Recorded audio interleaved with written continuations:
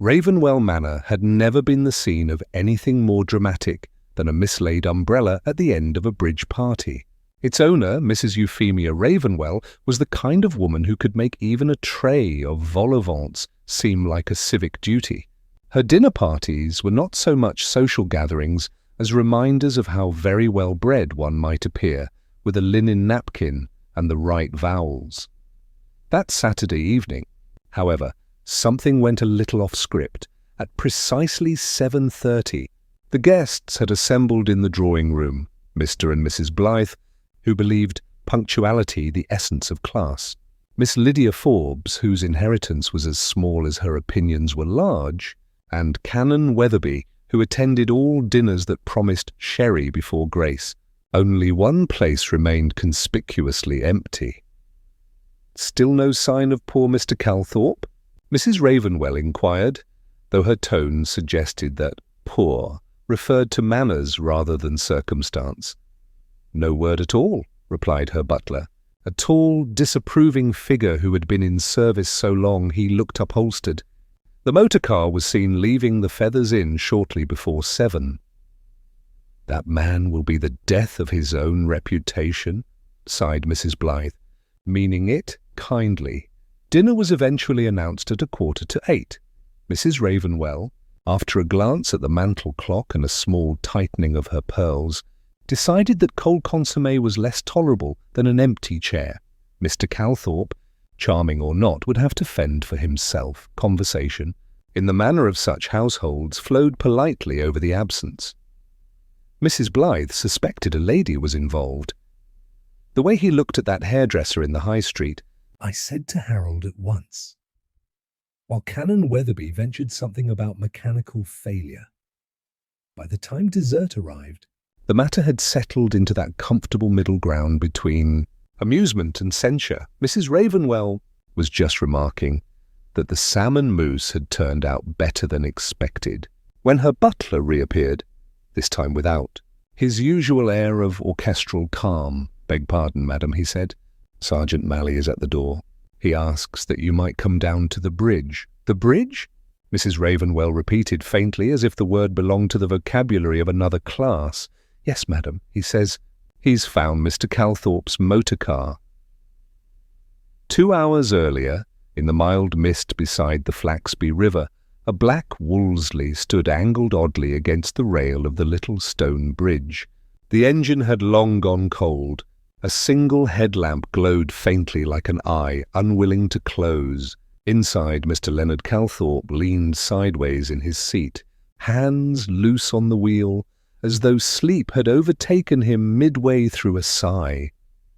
It was only when Sergeant Malley tried to rouse him that the truth made itself known. "Not a mark on him," Malley muttered, peering into the interior by torchlight. "Looks peaceful enough, don't he?"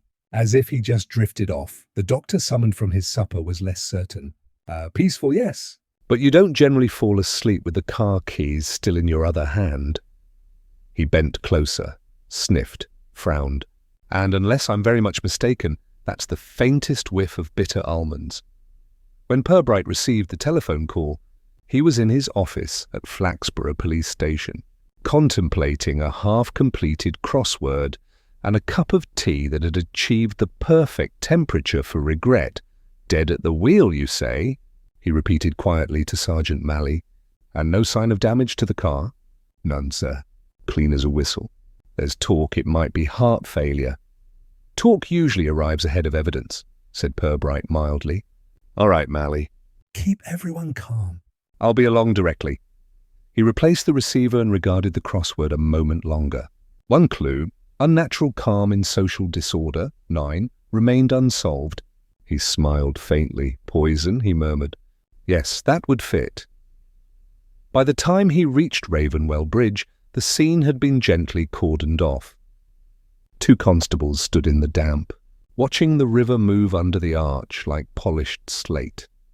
Mrs. Ravenwell's butler, wrapped in a heavy coat, waited at a tactful distance with the expression of one attending a rehearsal rather than a tragedy. Purbright, his hands in his coat pockets, bent to study the car. "Windows closed," he observed. no sign of struggle. And yet, he opened the driver's door delicately, leaned inside and drew out a small folded handkerchief from the seat beside the body. A woman's handkerchief, embroidered, faintly scented, and with one corner torn. He turned it over once, then placed it carefully in an evidence envelope. "You've done well, Mally," he said, "though I imagine the town will know about this before we finish breakfast." "Yes, sir," said Mally, not proudly, but with the resigned tone of a man acquainted with human nature. Purbright gave a small, approving nod. "Then let's try to get ahead of them for once." As he walked back toward his car, a light rain began to fall. Slow, considerate drops that seemed, like everyone else in Flaxby Parva, reluctant to make a scene. By breakfast time the next morning, the death of Mr. Leonard Calthorpe had already acquired 3 different explanations, 4 alleged witnesses, and 1 moral lesson. None, naturally, were correct. Mrs. Blythe, still in her dressing gown at 8:30, was first to commit her version to the telephone. She called Miss Lydia Forbes, not because they were close friends, but because Lydia could be trusted to repeat things quickly and with suitable horror. "My dear, it's the most dreadful business," she began, buttering toast with the steady hand of one in command of her facts. "Found in his motor car, not quite dead apparently. They say he'd been drinking." "And in the company of a lady," Miss Forbes gasped on cue. "Which lady?" "That," said Mrs. Blythe, lowering her voice to its favourite register, "is what Inspector Purbright will have to find out. But between ourselves, I did see that Mrs. Ravenwell looked quite strained when the news came. Miss Forbes had been at the dinner, of course, but she saw no contradiction in implying deeper knowledge than her host. By mid-morning, the staff at Ravenwell Manor were similarly engaged in the delicate business of remembering. The cook recalled that Mr. Calthorpe had sent his compliments about the canapes. The parlour-maid insisted that she had heard him laugh rather sharply as he left the drawing-room. The butler, who disliked both gossip and uncertainty, confined himself to the statement that Mr. Calthorpe's departure was unorthodox in manner and timing, all of which reached the High Street by noon, mixed with fragments from the Feathers Inn, where a potman claimed to have seen Calthorpe pour something into his own glass like a gentleman topping up. In the police station, Purbright listened to these fragments as they arrived, like odd-shaped jigsaw pieces that refused to form a picture. He sat behind his desk, reading through Sergeant Mally's typed notes, while the faint tick of the wall clock measured the speed of village speculation. "Dr. Hargreaves says he'll need the lab report before he can be definite," said Mally. "But he did mention the smell and almonds." Purbright replied, eyes still on the paper, which usually suggests cyanide, though not always. "And there was nothing in the car that looked like a container?" "Nothing, sir. Just that handkerchief you took." "Yes," said Purbright quietly. "A pity embroidery can't be persuaded to give evidence. You've looked into Mr. Calthorpe's affairs?" "Some, sir. Accountant in Market Flaxborough. Single, 48, lived alone." "Well liked, though there's mention of gambling debts." Purbright's brow rose slightly. "Debts are often like less than the debtor." Mally hesitated. "You think it might be suicide, sir?" Purbright's gaze drifted to the rain on the window. "Possibly. But if so, I'd expect something to explain the gesture. Letters, a note, or at least a tidier posture." He looked back at the file. "People who mean to die rarely do so with a handkerchief on the seat beside them, especially someone else's." That afternoon, Purbright walked the short distance from the station to the Feathers Inn. The landlord, Mr. Paxton, met him with the kind of mournful readiness found only in men who have already repeated the story a dozen times and are not yet tired of it. "Tragic thing, sir?" "He came in around 6:15, looking cheerful as you please. Had 1 whiskey, just the one, then said he was off to dinner at Ravenwell. Paid his bill proper. You didn't notice him add anything to his drink?" "No, sir. Though I was serving the darts crowd at the time. Wouldn't swear to it either way." "And he was alone?" Paxton frowned. "Far as I saw. but I did think I saw a lady's scarf on the seat by the door when he left. Pale green, bit of lace at the edge. Thought maybe he'd pick someone up later. Purbright thanked him, ordered a half-pint for form's sake, and watched the quiet drift of conversation at the bar. The talk there, the crops, fuel prices and funerals, followed its usual polite rhythm, but he could tell the name Calthorpe hovered just beneath it. Waiting for him to leave, at Ravenwell Manor, meanwhile, the house had settled into a delicate imitation of composure. Mrs. Ravenwell, in black silk though no one had suggested mourning, received the inspector in her morning room. The rain had stopped, leaving the windows slightly steamed. Outside, the lawns looked indecently green for a day of tragedy. "I can't imagine why poor Leonard came to such an end," she said, with the air of a woman half expecting to be congratulated for surviving it. "He was quite lively when I spoke to him Thursday. Would you describe him as cheerful?" asked Purbright. "Oh, yes." Though a trifle. Pressed, I think. He spoke of settling matters soon, but in that vague way men do. "Did he seem ill at ease with any of your guests?" Mrs. Ravenwell smiled faintly, folding her hands. "My dear Inspector, no one is ever ill at ease at my table." Purbright regarded her a moment, head slightly tilted. Indeed. There was, he noticed, a framed photograph on the mantel. A younger Mrs. Ravenwell with her late husband, taken years before, both standing in front of the same French doors that now reflected the drizzle outside. In the corner of the frame lay a pressed flower, delicate and slightly browned with age. He took in these details with a mild expression and then asked, as though idly, "You mentioned Mr. Calthorpe had been a frequent guest." "Oh, yes, he was most helpful when my accounts became tiresome. Advised me about investments. Such a comfort." "I see," Purbright said gently. "Would you happen to know if he gave similar comfort to others?" Mrs. Ravenwell's smile froze, then reanimated itself into politeness. "You'll have to ask the other ladies in town, Inspector. I'm sure they'll be most helpful." Later, walking back along the lane, Purbright met Canon Weatherby, who looked as though he had been waiting for precisely that coincidence. "Terrible business, Purbright," said the Canon. "But I dare say it was the Lord's will." "Possibly," said Purbright, "though I suspect the Lord prefers subtler methods than cyanide." The Canon blinked. "Cyanide? Good heavens! Is that confirmed?" Purbright smiled benignly. "No, merely considered. But I imagine you'll have it confirmed by luncheon." The Canon, abashed but not defeated, promised discretion, which in Flaxby Parva meant immediate redistribution. As Purbright watched him toddle off toward the vicarage, he felt the faintest stirring of amusement. The case had begun to breathe quietly through the town's collective mouth. And in that murmur, he suspected, lay the first faint note of truth. Thin, uncertain, but undeniably present. He turned toward the river path where, beyond the reeds, the bridge shimmered under the afternoon light. The black Wolseley had been towed away, but in the mud beside the parapet, a small square imprint remained, neat, angular, and faintly glittering. A cufflink, perhaps. Purbright bent, inspected the mark, and smiled to himself. "Now," he murmured, "that's tidy enough to be untidy." Inspector Purbright had long ago discovered that in small towns, information travelled not in straight lines but in comfortable loops. A fact, once spoken, made several polite calls before returning to its source, slightly altered but generally improved. By Tuesday morning, Mr. Calthorpe's demise had become the kind of event that allowed everyone to demonstrate both sympathy and moral judgment, often in the same sentence.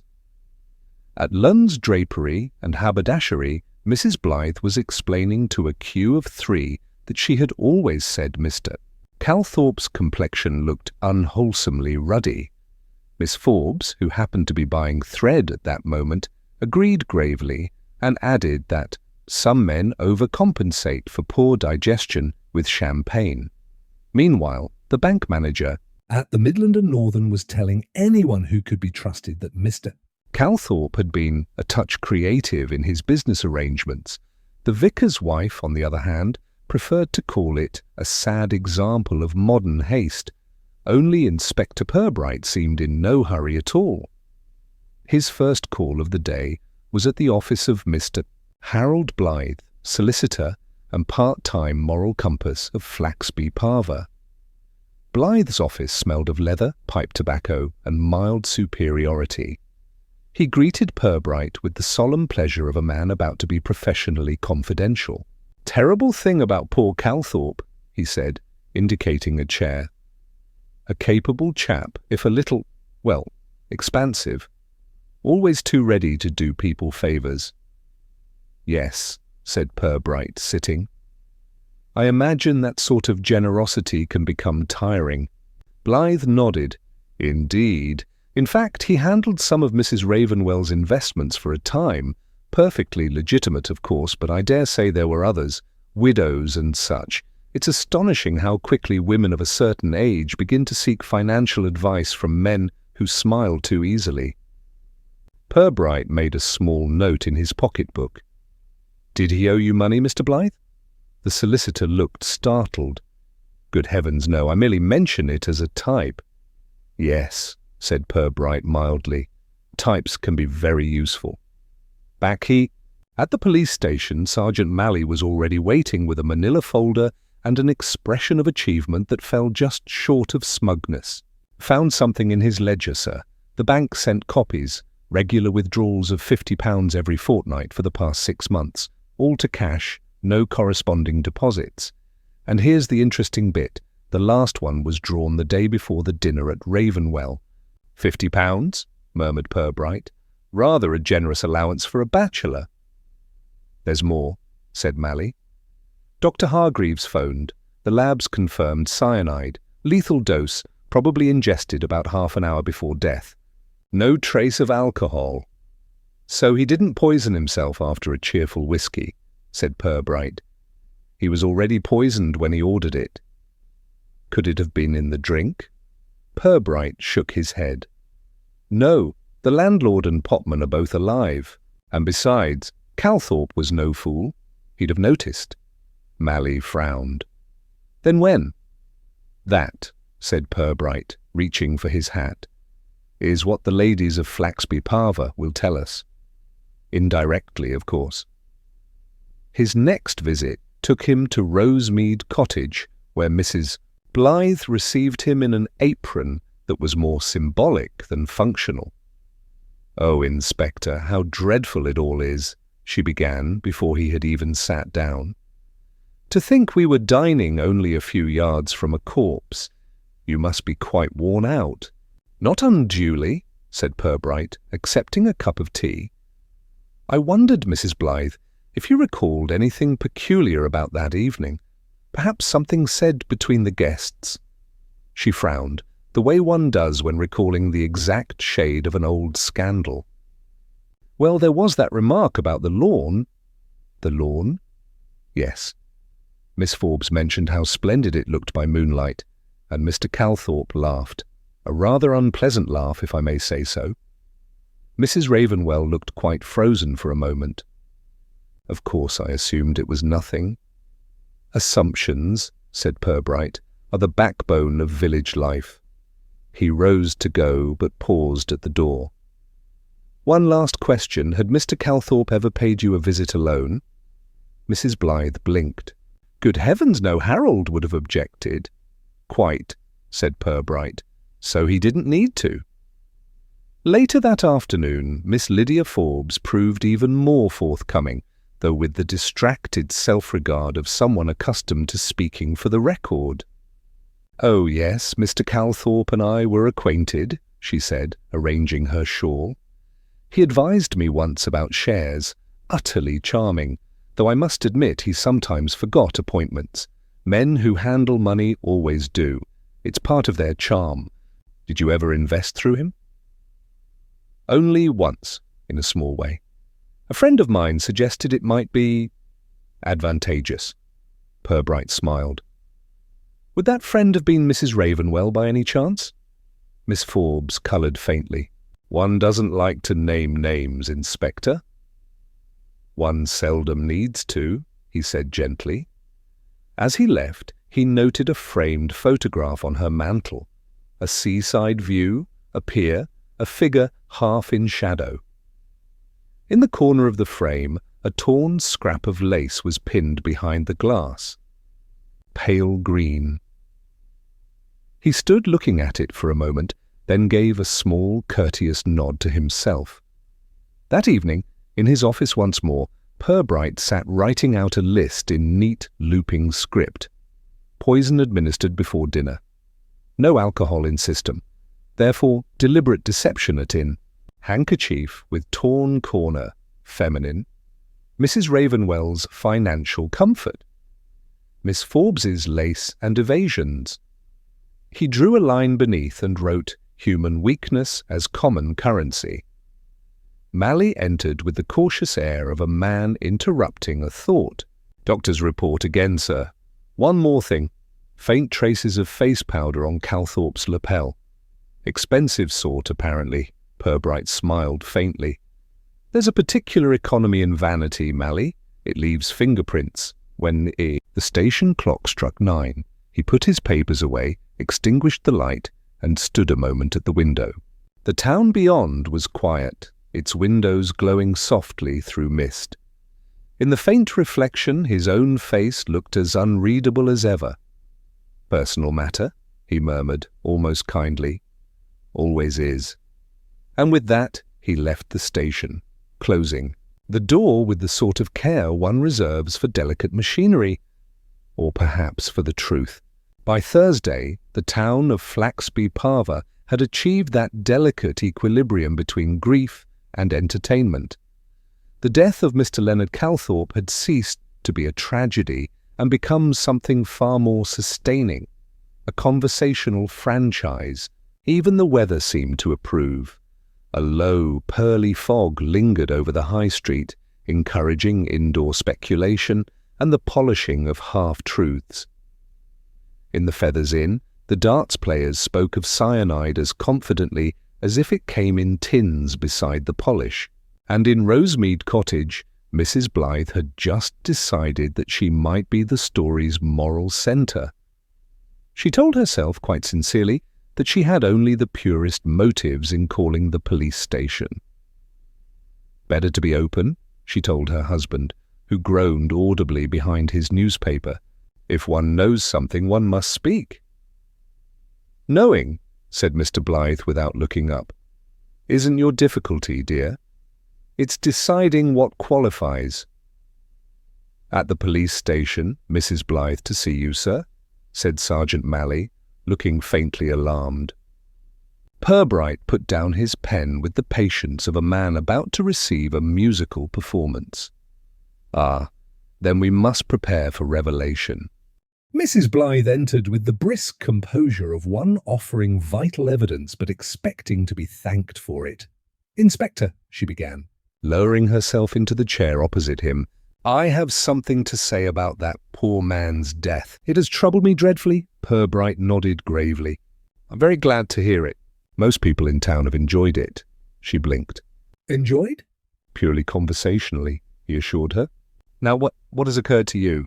Mrs. Blythe glanced toward the door, as if afraid of being overheard by justice itself. I believe I may have seen Mr. Calthorpe with a woman, not his wife, of course, since he didn't have one, but certainly a woman, the evening before he died. Purbright regarded her kindly. Would you describe her? Tallish, well turned out. A fur collar, though I couldn't be certain of real fur. They were near the station platform, talking rather earnestly. She had a handkerchief, embroidered, I think.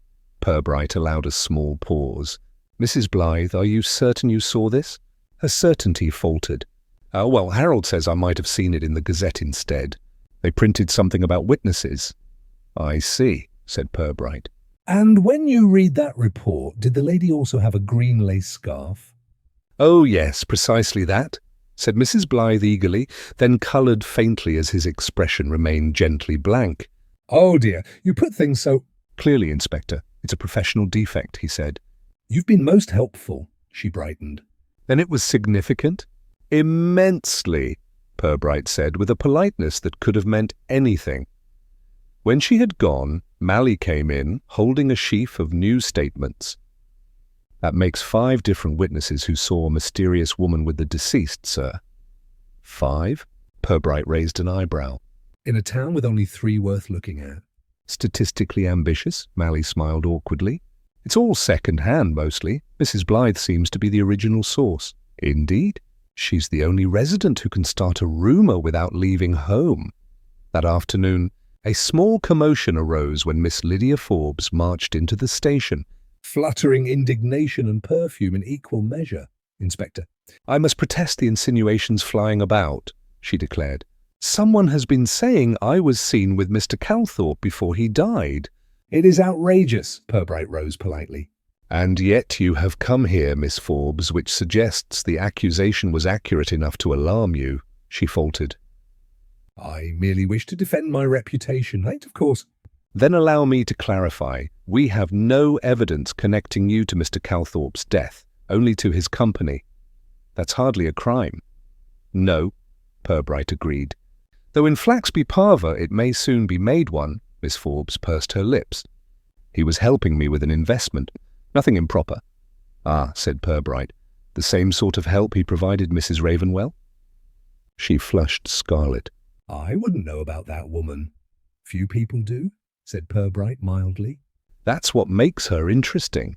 By the time Miss Forbes departed, still indignant, Mally had returned with another tidbit. Sir, post-mortem notes from Hargreaves.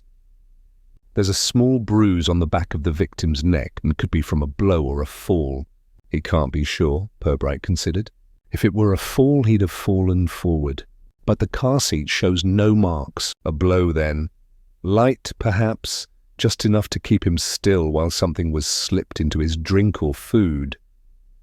Someone close enough to touch him, sir. Yes. And careful enough to leave nothing else behind but a handkerchief. That evening, at dusk, Purbright paid a quiet visit to Ravenwell Manor. Mrs. Ravenwell received him by lamplight, wearing black still, though her manner suggested the colour suited her rather than the occasion.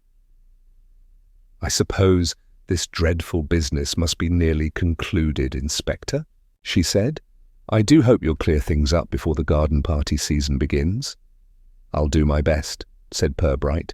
You mentioned the other night that Mr. Calthorpe had advised you financially. Did he ever ask for any documents to be kept here? She hesitated, then gestured toward a writing bureau. A few papers, purely accounts. You're welcome to look. Purbright examined the drawer. Neat, domestic, and faintly scented. Bills, receipts, letters.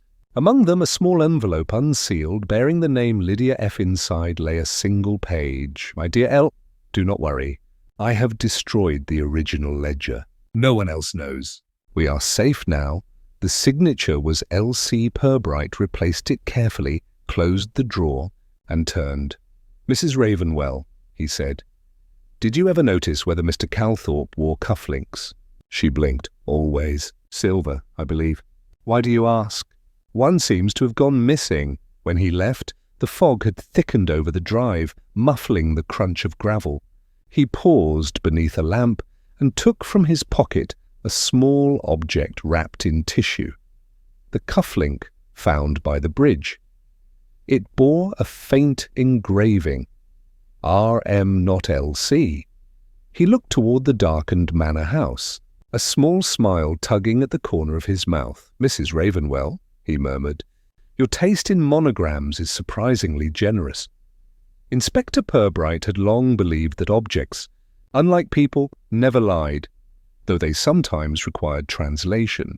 The silver cufflink discovered at Ravenwell Bridge and engraved R.M. had begun to whisper a small but inconvenient truth. If it had belonged to Mr. Leonard Calthorpe, the initials would have matched his. They did not. If it had been dropped by another, then someone had been very close indeed to the place and the moment of his death. The next morning, Purbright visited the jeweller's shop on the High Street, an establishment of muted velvet and mild disapproval. Mr. Adney, the proprietor, was a slow-moving man whose spectacles seemed permanently astonished. "Good morning, Inspector." Terrible affair, that business at the bridge. Quite, said Purbright. "I wonder if you might identify this." He placed the cufflink on the counter.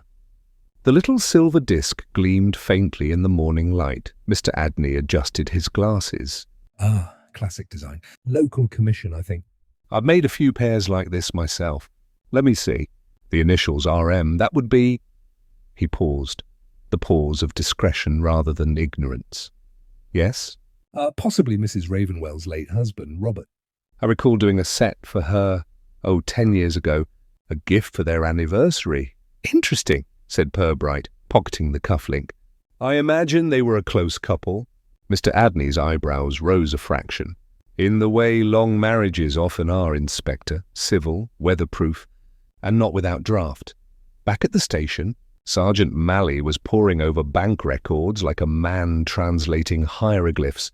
"Look here, sir," he said.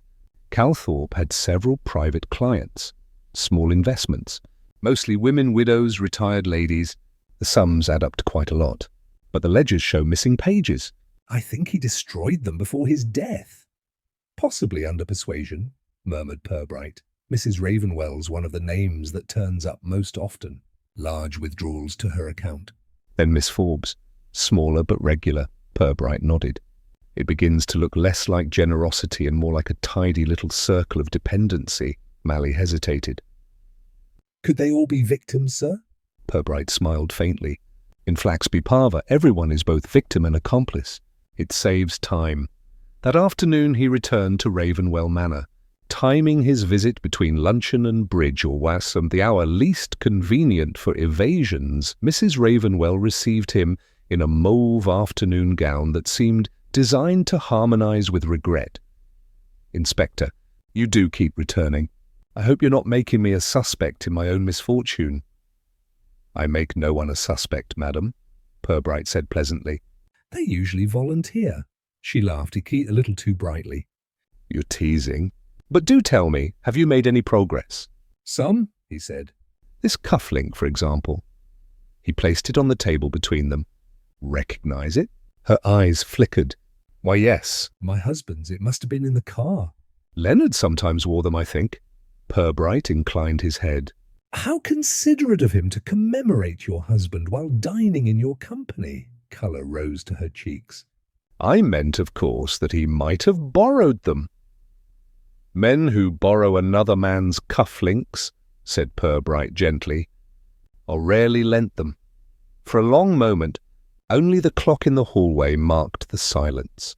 Then Mrs. Ravenwell straightened her shoulders. "You imply something improper." "I rarely imply, madam," he said mildly. "I only listen to what objects are trying to say." Outside on the manor's gravel drive, Purbright paused to light his pipe. The butler, emerging from the side entrance, hesitated, then approached with a stiffness that was half duty, half curiosity. "Begging your pardon, sir," he said. "I shouldn't speak out of turn, but—" "I believe Mrs. Ravenwell received a letter the morning Mr. Calthorpe died. I took it in myself. Private correspondence. She burned it after breakfast." "Indeed," said Purbright. "You noticed the handwriting?" "Gentleman's hand, sir. Not neat. Rather bold." Purbright nodded slowly. "Thank you." "You've done the household credit." When the butler had gone, he looked down the drive where the fog was lifting from the trees. A magpie darted across the lawn, black, white, and insolently bright. "One for sorrow," he murmured, though two would be less convenient. That evening, the Feathers Inn was unusually lively. Mrs. Blythe, Miss Forbes, and the vicar's wife had all chosen the same moment to take a little supper there, which was to say, to witness one another's reactions in public. Purbright entered quietly and ordered coffee, settling himself where he could hear without being conspicuous. "Of course," Mrs. Blythe was saying, The police will never tell us everything. But I'm told they found his car keys in her garden. Miss Forbes sniffed. Rubbish. He was poisoned before he even reached the bridge. Everyone knows that. The vicar's wife murmured something pious about forgiveness, which both ladies ignored. Purbright stirred his coffee. Gossip, he reflected, was not so much information as fermentation. It produced heat, smell, and the occasional useful bubble. As he rose to leave, Miss Forbes caught sight of him and coloured slightly. Inspector, I hope you're not here to arrest us. Not tonight, he said cheerfully. Though I might borrow your memory for a moment. You mentioned last time that Mr. Calthorpe had once forgotten an appointment. Was that with you? Yes, at my cottage. He was supposed to bring some papers, investments. Never came. Which day was that? The morning before the dinner at Ravenwell, Purbright smiled. Then he was probably occupied, returning a borrowed pair of cufflinks. Miss Forbes blinked, uncertain whether this was jest or revelation. Purbright, as usual, gave no clue. Back at his office, he placed the cufflink on his blotter beside a fresh sheet of paper and wrote R.R.M. Ravenwell, Robert Orr, Ravenwell Manor. Calthorpe trusted women easily. One repaid with money, another with silence. Third possibility, someone else entirely. Someone owed nothing and promised nothing. He sat for a moment, pipe smoke curling slowly upward. Then he added, almost as an afterthought, bruise on neck, not from struggle, from guiding hand. A knock at the door interrupted him. Mally entered. Evening, sir. Small development. Local boy found this near the river path. He laid a folded scrap of pale green lace on the desk. Looks torn. Purbright looked down at it, then at the cufflink, side by side, the fabric faintly perfumed, the silver glinting beside it. A handkerchief without a corner, he murmured. And now the corner without the handkerchief, he leaned back, half smiling. We're almost speaking a full sentence, Mally. The town of Flaxby Parva prided itself on financial discretion. It was considered vulgar to discuss money, though quite acceptable to owe it. Among the genteel, insolvency was not so much a failing as a lifestyle, provided it was carried out with decent china and a tone of apology. It was in this setting that Inspector Purbright began his examination of Mr. Leonard Calthorpe's private accounts. The papers from Calthorpe's office arrived in 2 neat boxes, each wrapped in brown paper and tied with string so symmetrical it seemed almost deliberate. Sergeant Mally opened them like a man unwrapping explosives. Mostly ledgers, sir. Clients' receipts, personal notes. Half of it's in shorthand. Purbright examined a page. His shorthand resembles his morals, economical and selective. Found a hidden compartment in the second box, said Mally. Behind the invoices, just a few sheets, but look here. He handed over a bundle of folded letters, each written in a different hand. None were signed, but all bore a similar tone. Anxious, deferential, and faintly desperate. Please destroy the copies at once. I've sent another check. Do not let it go astray. I beg you, Leonard, say nothing to my husband until I've spoken to you. Purbright read 3 in silence, then placed them gently back on the desk. Extortion has a surprisingly gentle vocabulary, Mally. Almost affectionate. Blackmail, sir? Not in the vulgar sense. More a mutual understanding. One side desperate to conceal, the other content to profit. Later that morning, Purbright visited the bank again. The manager, a thin man named Mr. Blenkinsop, possessed the sort of smile that suggested continuous, internal auditing. I hope you appreciate, Inspector, he said, that our client's affairs are private. Entirely, Purbright agreed. That's why I've come to discuss them publicly with you. Mr. Blenkinsop coloured faintly. If this concerns Mr. Calthorpe's accounts, it concerns several accounts, said Purbright. Yours, his, and those of certain ladies whose names keep appearing in both. Mrs. Ravenwell, Miss Forbes, Mrs. Blythe. Familiar customers? I couldn't possibly say. Then I'll save you the trouble, said Purbright, producing a ledger page. You'll find your initials at the bottom of this one. It seems Mr. Calthorpe handled more than investments. He handled discretion. Perhaps yours as well? For a moment, the manager's face went still, then relaxed into something closer to surrender. He lent me a small amount once, years ago. I repaid it. With interest? Yes, though I don't believe the interest was monetary. Purbright nodded. Then we may take it that his kindness was varied. Back at the station, Purbright sat with the letters spread out before him like a hand of bad cards. 3 women, he said softly. Each with something to hide, each indebted financially or otherwise. And 1 man clever enough to balance them all until he stopped. Mally frowned. Stopped how, sir? By losing his ledger, apparently. And then his life, Mally shifted uneasily. You think someone killed him to cover their name in that ledger?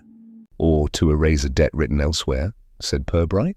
Reputation is the only currency some people can't afford to lose.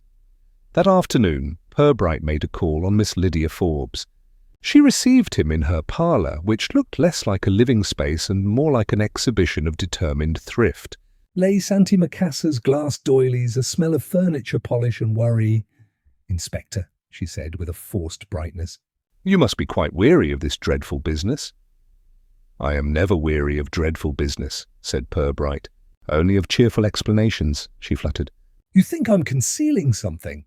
I think you're terrified of being seen concealing something, he said gently. It's not quite the same thing. After a pause, she sighed. Very well. Leonard did lend me money. Not much, but enough to be embarrassing. He said it could remain between us. He even destroyed the note. How kind of him. Yes, though lately he'd become uneasy. He said someone had been asking questions. Someone close to Mrs. Ravenwell. Purbright's expression did not change, but his eyes sharpened slightly. Did he say who? No, only that she would never forgive him if she knew. She? Miss Forbes hesitated. Perhaps I misheard. Perhaps not, said Purbright, rising. If you remember more, don't hesitate to tell me. Everyone else has. That evening, the fog returned to the town, softening the street lamps to halos. Purbright stood at his office window, pipe in hand, considering the pattern forming from small, untidy truths. Mrs. Ravenwell, money and appearances. Miss Forbes, debt and envy. Mrs. Blythe, gossip and vanity, each capable of panic. Each linked to Calthorpe by the simplest form of crime, embarrassment. Mally knocked softly and entered. Evening, sir. One more thing. The doctor says the bruise on Calthorpe's neck was made by a small rounded object. Metal? Maybe a button or... Cufflink, Purbright turned, slow and thoughtful. Ah, then our missing cufflink has done double duty. He placed the silver disc on the table and tapped it gently with his pen. Poison, pride, and cufflinks, he murmured. An odd trinity. But then, sin in Flaxby Parva always dresses for dinner. That night, Purbright made a brief note before leaving. Working theory. Calthorpe planned to end his little empire, destroy the ledger. Someone feared exposure, arranged meeting at bridge. Cyanide prepared earlier, likely disguised in something he'd accept from a familiar hand. A handkerchief and cufflink, both female in origin.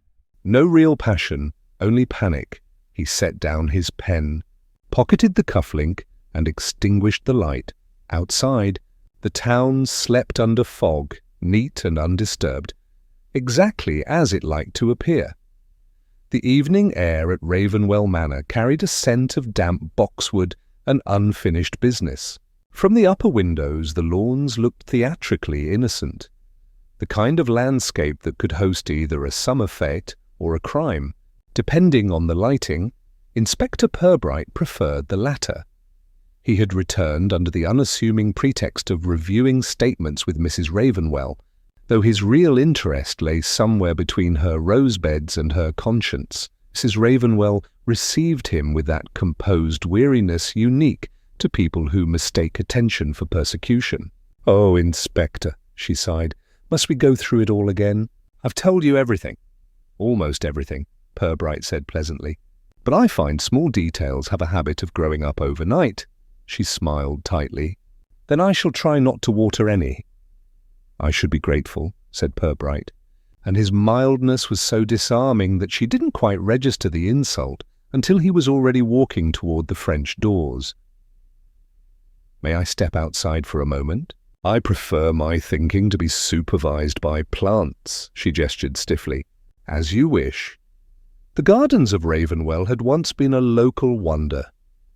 Now, in late autumn damp, they seemed like an elderly lady's jewels, still beautiful, but less convincing under daylight. The gravel path wound between clipped hedges, leading to a low stone urn near the orchard. Purbright paused there. Something pale caught his eye in the urn's ash. A small scrap of paper, half consumed by fire. He took out his handkerchief, lifted it delicately, and examined what remained. "Not meet you again. Too dangerous. Destroy everything." The rest had turned to black, lace-like curls. Purbright replaced the scrap in his notebook, straightened, and surveyed the lawn. The fog had settled in light bands across the grass, like ghostly footpaths. A small light glimmered in the drawing-room window, Mrs. Ravenwell's silhouette, still and upright, as though listening. Later in the station, Sergeant Malley studied the charred paper as if it might suddenly complete itself. "Whoever wrote this, sir, didn't want it found, or wanted it half found," said Purbright. "People rarely burn evidence as efficiently as they mean to. They prefer a gesture. Enough to feel safe, not enough to lose control." "You think Mrs. Ravenwell wrote it?" "Possibly. Or someone using her garden as an outdoor postbox," Malley frowned. "Could Calthorpe have written it?" Purbright shook his head. "No, the phrasing's cautious but not guilty. He never wrote like that, too vain. This is the voice of someone who thought they'd been clever until they weren't." The next day brought drizzle, gossip, and a fresh complication. The local postmaster, Mr. Worsley, arrived at the station with a small brown envelope. "Thought you might want to see this, Inspector," he said. "Found it misdelivered. Addressed to Mrs. Ravenwell, but never collected. Inside was a typed note, unsigned. 'I cannot keep quiet any longer. If you don't speak to him, I shall.' There was no date." Purbright turned it over, noting the cheap typing paper, the faint indentation of another sheet used beneath. He rubbed a pencil lightly across the surface. A faint outline emerged. "Yours, L." "L again?" said Malley. "Leonard Calthorpe?" "Or Lydia Forbes," Purbright murmured. "And the typewriter?" "Could have been from the library machine, or we'll check." Purbright nodded. "Do. Meanwhile, we may safely assume someone wrote more letters than they sent." That evening, Purbright paid a call on Miss Forbes. She was, as ever, anxious to appear composed, though her teacup rattled faintly on its saucer. "Inspector, twice in 1 week, you must think me most suspicious." "Not at all," he said. "Merely conversationally interesting. Tell me, Miss Forbes, did you correspond with Mr. Calthorpe?" Her fingers tightened around the cup. "Once or twice. He preferred letters. Said it kept things clear. Why?" "I found a burned fragment in Mrs. Ravenwell's garden. The handwriting wasn't his." "I thought perhaps you'd taken to gardening by correspondence." She paled. "I've written nothing of the sort." "Why would I?" "Fear, perhaps, or guilt." "Or affection. They can be difficult to distinguish in daylight." Her lips pressed together. "You mock me, Inspector." "Never," he said gently. "You do it too well yourself." Back at the station that night, Purbright sat rereading the notes. A half-burned letter in Mrs. Ravenwell's urn, a misdelivered threat at the post office, a cufflink with her husband's initials, a handkerchief with another woman's scent. They formed not so much a chain as a circle. He turned to Malley. "It's not jealousy, you see. It's bookkeeping." Calthorpe made promises to too many people, financial, emotional, reputational. When he tried to close his accounts, one of them decided to balance the books by hand. Malley frowned. "But which one, sir?" Purbright smiled faintly. "The one who still believes she was owed." At that moment, a knock came at the outer door. Constable Green entered, holding a small parcel wrapped in brown paper. "Found this near the manor, sir. In the hedge by the back gate. Label says returned to owner." Purbright unwrapped it. Inside lay a woman's powder compact, slightly dented, with traces of cyanide crystals in its hinge. He closed it slowly. Ingenious. A little trap disguised as vanity. "Belonged to Mrs. Ravenwell?" "Possibly," said Purbright. "But I suspect Miss Forbes used one just like it."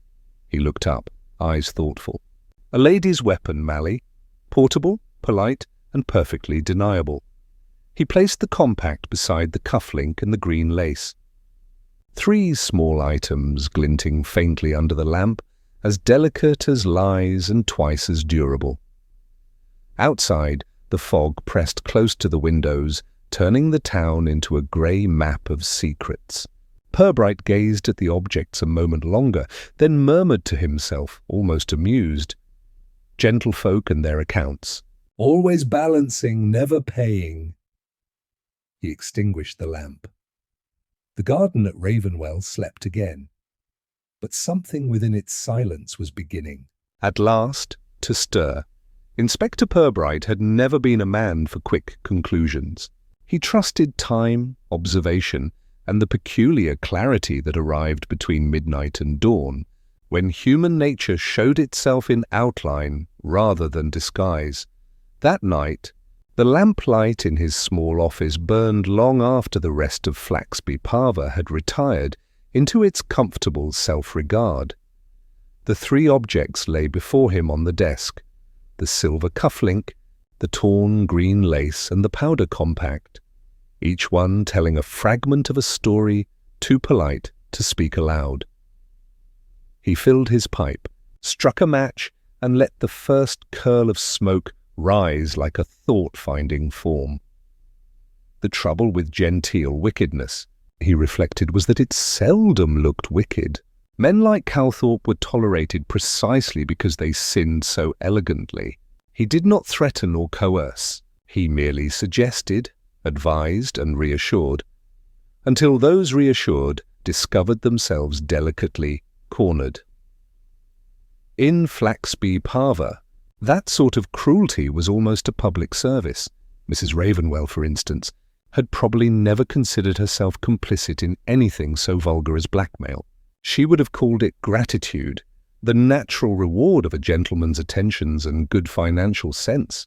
When Calthorpe hinted at a certain risk in their correspondence, she likely assumed he meant her safety, not his own. Miss Forbes was simpler, but more dangerous.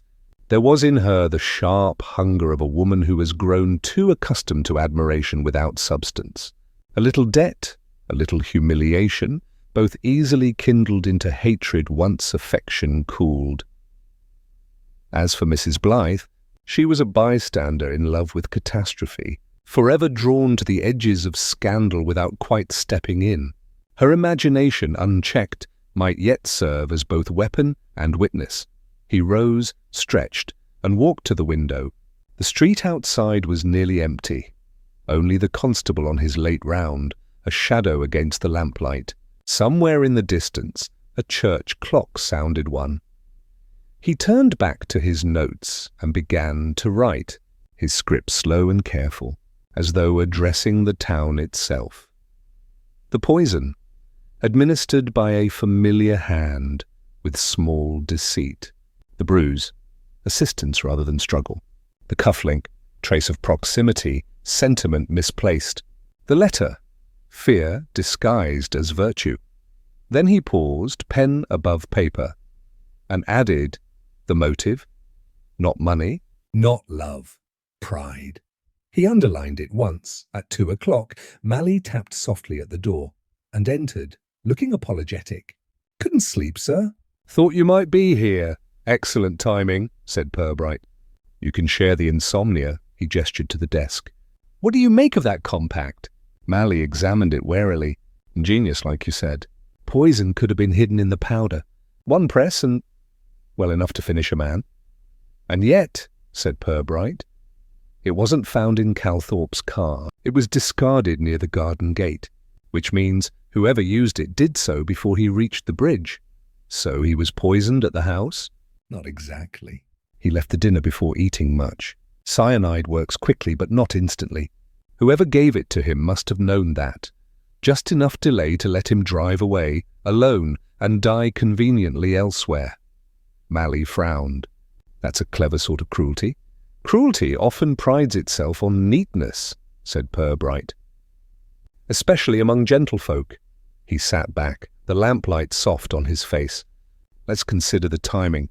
Calthorpe leaves the Feathers at 6:15, arrives at the Manor before 7. Dines briefly leaves after some remark that unsettles Mrs. Ravenwell, Mrs. Blythe noticed. Within the hour, he's found dead at the bridge. The poison must already have been working when he reached his car. Mally nodded slowly. Then whoever served him the last drink or touched his glass. Precisely, said Purbright. Someone who could get close without arousing suspicion. A pause. The lamplight flickered. Purbright looked at the cufflink again. Robert Ravenwell. Dead 10 years. His widow keeps the set you are now missing. What better symbol of loyalty than to wear her husband's initials to dinner with her late husband's financial advisor? Sentiment and self-justification in one gesture. But how would she? She wouldn't, Purbright interrupted softly. She's far too cautious. Someone else took that cufflink. Someone who wanted to look as though he'd died in her company. A false trail made of courtesy. Mally's brow furrowed. Miss Forbes? Or someone acting for her, but she lacks the nerve. No, I think she helped in ignorance. Perhaps supplied the compact, perhaps believed she was saving her friend from ruin. He smiled faintly. Good intentions are remarkably useful to villains. At 2:30, Purbright extinguished the lamp and lit a small candle instead. The change of light seemed to quiet the room. "Do you know, Mally," he said after a long silence, "I sometimes think the virtue of these towns lies not in their goodness, but in their fear. They stay moral because they lack the courage to be otherwise." Mally gave a small, respectful grunt. "It's safer that way, sir. Indeed."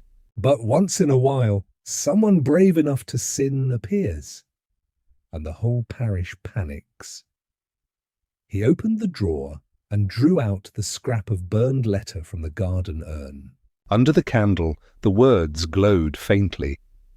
"Destroy everything," he murmured. An instruction never followed. Then almost absently he added, "Tomorrow, Mally, we'll stage something at the Manor, nothing theatrical, just a polite conversation. But we'll invite all 3 ladies." Mally's eyebrows rose. "A meeting, sir?" "A test," said Purbright. "For politeness under pressure. It's remarkable how truth reveals itself when people believe they're performing virtue." He closed the notebook, gathered the 3 small objects and placed them in his pocket. Outside, the first grey of dawn began to dissolve the mist. Somewhere, a cock crowed prematurely, perhaps confused by the hour, or perhaps merely anxious to be first with the news. Purbright watched the pale light creep across the floorboards and said quietly, "Tomorrow we'll see who can tell the truth without realizing it." Saturday arrived with deceptive cheerfulness. The fog had lifted, the church bells rehearsed their Sunday confidence, and the lawns at Ravenwell Manor gleamed as though innocence could be polished back into existence. Inside, Mrs. Ravenwell had arranged a tea that would have impressed royalty or frightened it off entirely. The table was spread with lace, silver tongs, and a moral determination to behave well. She had agreed, reluctantly, to Inspector Purbright's small gathering for clarification.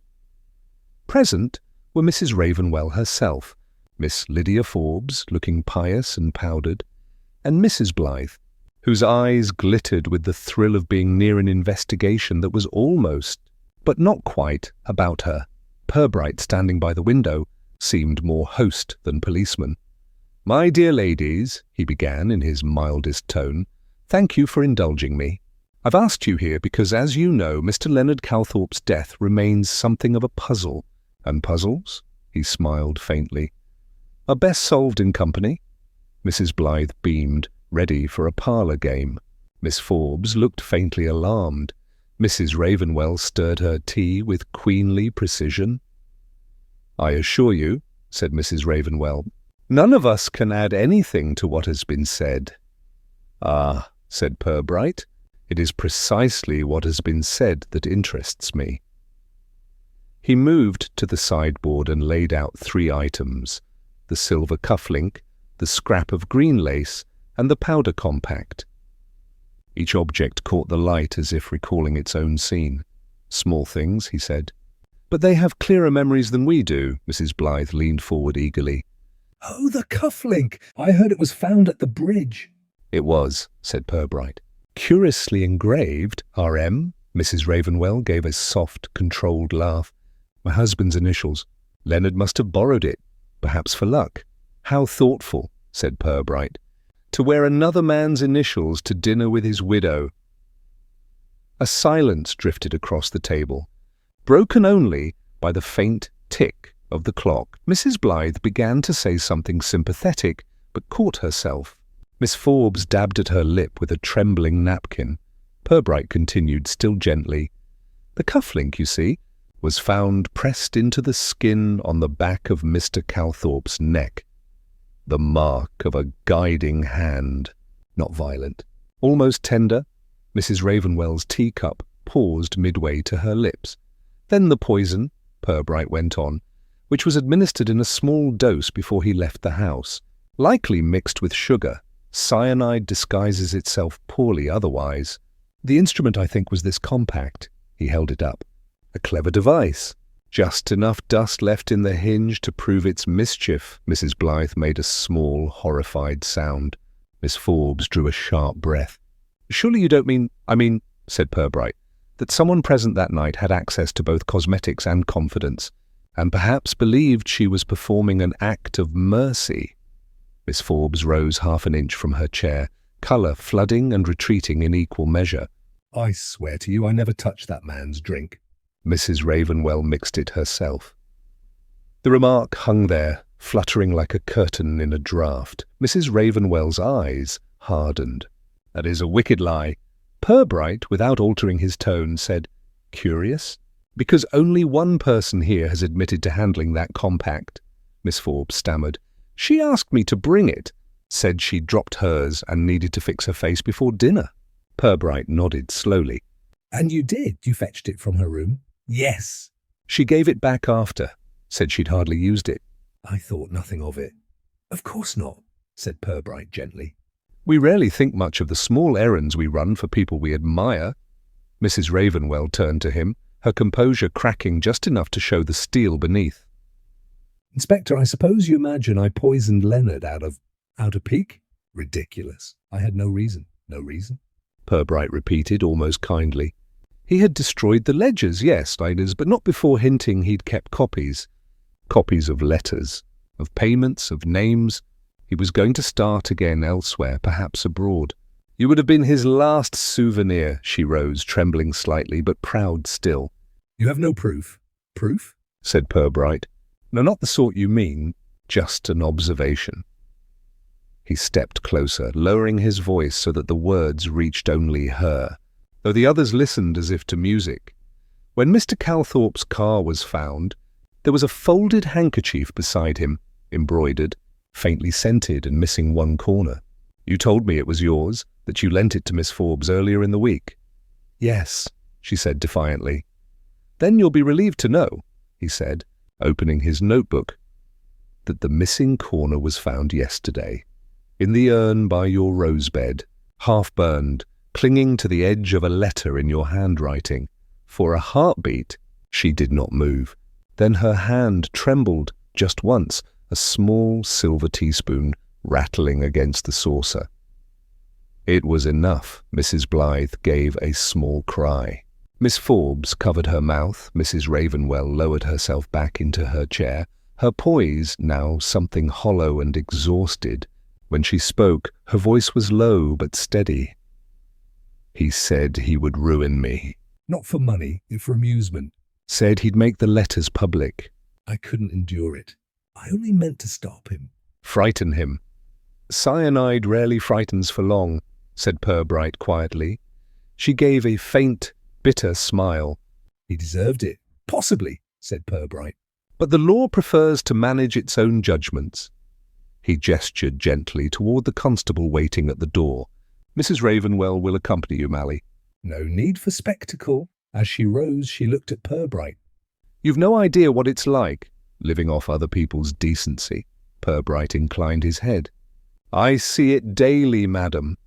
She nodded once, as if conceding the point, and allowed herself to be led away. When the door closed, the silence that followed was almost devotional. Mrs. Blythe dabbed at her eyes. Miss Forbes muttered. She seemed so calm. I should never have guessed. Purbright looked down at the empty teacups.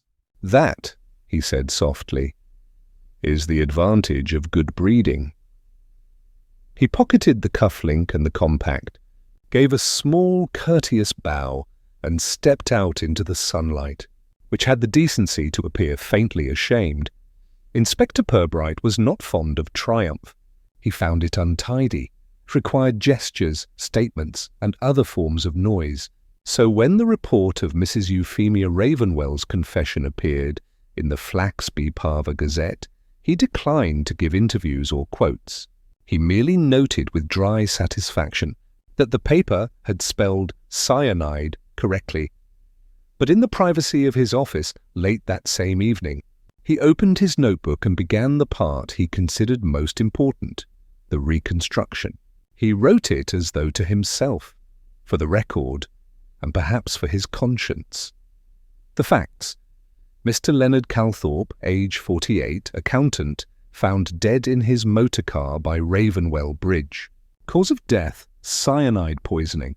Time of death, approximately 7:30 p.m. Evidence, single silver cufflink, RM, torn handkerchief, powder compact containing residue of poison, bruising to back of neck. The company, Mrs. Euphemia Ravenwell, hostess, client, occasional lender of reputation.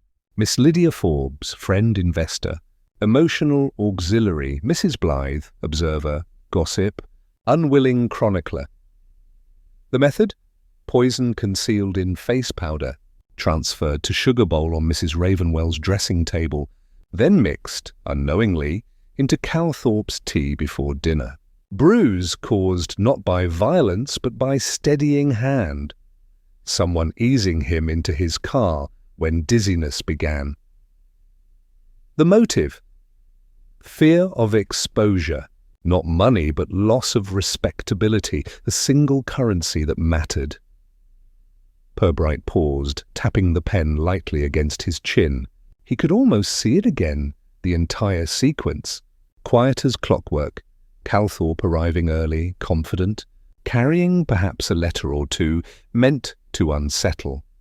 Mrs. Ravenwell, and aware of his game, desperate to preserve the facade, greeting him with calm hospitality and a cup of tea.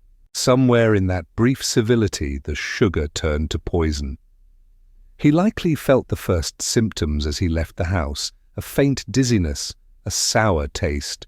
Someone, perhaps even Mrs. Ravenwell herself, offered to walk him to his car, steadying him by the shoulder. A cufflink pressed briefly into the skin at the base of his neck, a small, unthinking brand of guilt. By the time he reached the bridge, the world was already fading to quiet light. He pulled over, perhaps meaning to rest, perhaps to vomit. Instead, he slept. Permanently. And yet, Purbright frowned at his own handwriting. Something in that image troubled him. He turned back through the notes, stopping at a single line written weeks earlier, bruise, guiding hand. Not hers. He remembered Mrs. Ravenwell's composure, her control, her insistence that she had meant only to frighten him. She had confessed because it was expected, because the story required a villain, and she fit the costume too well. But the bruise, the gentle mark, was not the act of a woman in panic. It was the act of someone helping, not killing. He rang for Sergeant Mally. Mally, do you recall who first discovered the car? Sergeant Mally, sir. Dr. Hargreaves arrived after. Before we got there, anyone else near the bridge? Mally frowned. Just young Billy Carter, the paper lad. He said he'd seen a woman standing by the rail. Didn't get close enough to see who. Fog was thick. Ah, said Purbright. A woman, yes, he leaned back, considering. And that compact, and how did it get to the hedge behind the manor? Could have been dropped later, sir. By anyone? Purbright gave a faint smile. Or planted, Mally. Not everyone tells lies to hide guilt. Some tell them to protect it. When Mally left, Purbright opened another drawer and drew out the half-burned letter from the garden urn. He had studied it many times, but now the tone struck him differently. Too dangerous. Destroy everything, not I cannot go on. Not forgive me. A warning, not an apology. He looked again at the faint signature. Lydia, he said quietly. Not Leonard. Lydia Forbes. She had written to Mrs. Ravenwell, warning her that Calthorpe meant to expose them both, and perhaps hinting at a desperate remedy. But Mrs. Ravenwell, for all her pride, would never risk the scandal of direct action. Miss Forbes, however, romantic, nervous, easily guided, might have considered it a gesture of loyalty. He saw it then. Lydia mixing the sugar at Mrs. Ravenwell's dressing table, believing she was saving her friend, believing perhaps that the dose was harmless. He rose, paced once, then returned to his seat. In his report he wrote simply, "Supplementary note, circumstantial evidence sufficient for prosecution of Mrs. Ravenwell." However, secondary indications suggest involvement of Miss Lydia Forbes in preparation of poison. Motive: misguided loyalty, hysteria, self-deception. Recommendation: no further pursuit. Justice, in effect, achieved. He closed the notebook with a quiet finality. The next morning, as the fog burned off the river, Purbright walked to the station bridge where Calthorpe had died. The water flowed darkly beneath, smooth as old pewter. He rested his hand on the rail and watched a single silver shape, perhaps a fish, perhaps a reflection, flicker in the current. Somewhere behind him, the church bell struck 11. He thought of Mrs. Ravenwell, now in custody, her pride intact even in disgrace. He thought of Miss Forbes, who would no doubt send flowers and speak tearfully of betrayal. And he thought, without much emotion, of Calthorpe, whose greatest mistake had been underestimating the patience of women who could afford to be polite. He smiled faintly, as though at a private jest. Numbers, he murmured, never balance themselves. Then he turned back toward the town, where the day's gossip would already be warming to its task. The week after Mrs. Ravenwell's arrest, Flaxby Parva resumed its normal life with indecent enthusiasm. Gossip, which had for days been both feverish and fearful, cooled into anecdote. The tragedy became a moral fable, safely closed, comfortably edifying. At the Feathers Inn, patrons now referred to that unfortunate business in the same tone reserved for mild weather complaints. Miss Forbes, pale but defiant, had begun to receive visitors who came not so much to console as to inspect her for signs of guilt. She obliged by weeping with elegance. Mrs. Blythe, meanwhile, spoke of the affair as if she had personally directed the investigation.